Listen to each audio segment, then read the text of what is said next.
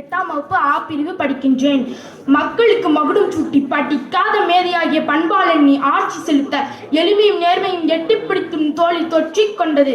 உன் இரு தோளிலும் உயிர் தோழனாய் அமர எளிமைக்கும் நேர்மைக்கும் வாய்ப்பு கொடுத்தாய். இறக்கும் வரை இறங்கவில்லை அவைகள் உன் தோலை விட்டு. உனது எளிமையும் நேர்மையும் ஆங்காங்கே சிதறி கிடக்கின்றன.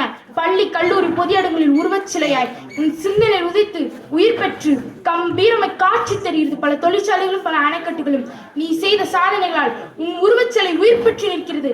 பட்டி தொட்டி எல்லாம் படிக்கும் பிள்ளைகளின் பசியை உணர்ந்து இலவச உணவை வழங்கி இன்புற்றவரே, எளிமைக்கும் நேர்மைக்கும் எடுத்துக்காட்டாய் விளங்கியவரே, பதவி சுகம் இல்லாத பண்பற்ற மானிடனே, 3 முறை தமிழக முதலமைச்சராய் இருந்தும் கூட முழுமையான வீடும் இல்லை, வசதியான வீடும் இல்லை. வாழ்ந்த காலமெல்லாம் வாடகை வீட்டில் தானே. வானம் வரை உயர்ந்தவர், கார்மேகத்தை போல கருத்தவர். யார் சொன்னது பட்டங்கள் வாங்கவில்லை என்று? கோடான கோடி மாணவர்கள் வாங்கிய பட்டங்களே அவரது பட்டங்கள். மண்ணில் பிறந்து மனதை விட்டு நீங்காமல் சரித்திரம் படைத்த கர்ம வீரர், கிங் மேக்கர், ஏழைகளுக்கு உதவுவதில் வல்லலை, இந்தியாவின் மற்றும் ஒரு அந்நாளை பிறந்தநாள் வாழ்த்துக்கள் என கூறி விடைபெறுகிறேன். நன்றி, வணக்கம்.